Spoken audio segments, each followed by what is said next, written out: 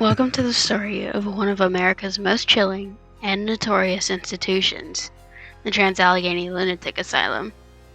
For 45 minutes, we will explore its architecture, its purpose, and its dark past.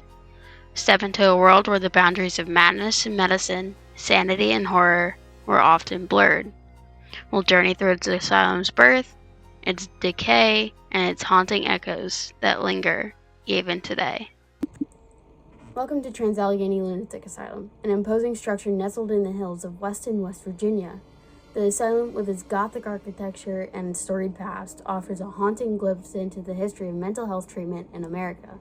Today, we'll take a deep dive into its origins, the lives of those who resided within its walls, and the legacy that continues to echo through time. The story begins in the early 1850s, when the need for a state hospital for the mentally ill became undeniable. At that time, treatment options were scarce, and the existing facilities were overcrowded and underfunded. The West Virginia legislature, recognizing the dire situation, authorized the construction of the asylum in 1858. The design was entrusted to the architect Richard Upjohn, known for his work in Gothic Revival architecture. As construction commenced, the vision was ambitious, to create a facility that could house 250 patients. However, as the asylum began to take shape, the need quickly escalated. By the time the doors opened in 1864, it was evident that the asylum would soon be home to many more than its intended capacity. The facility expanded rapidly, eventually housing over 2,400 patients at its peak in the 1950s. Their early years were marked by a mix of hope and horror. The asylum was intended to provide a sanctuary, a place where patients could receive care and treatment, but many of the methods were rudimentary at best. Treatments ranged from the compassionate to the cruel. Patients often found themselves subjected to restraints, hydrotherapy, and even lobotomies. Do you know what a lobotomy is, Ember?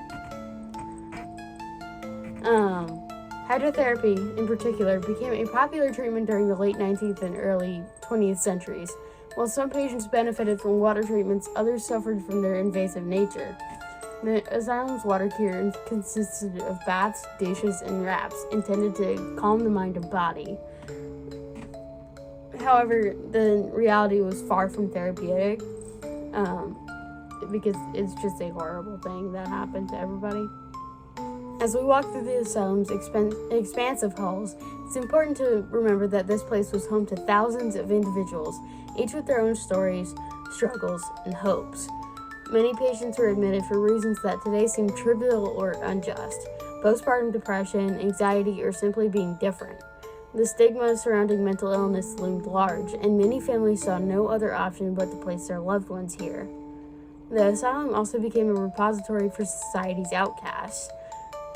In some cases, women were committed for behaviors that defied the strict societal norms of the time. A woman expressing dissatisfaction in her marriage, for example, could find herself confined within these walls, labeled as hysterical.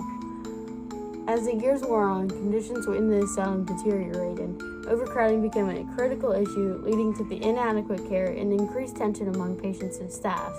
The original vision of the asylum as a place of healing transformed into a nightmare of neglect and despair. In 1949, the state of West Virginia began to take steps towards reforming mental health care.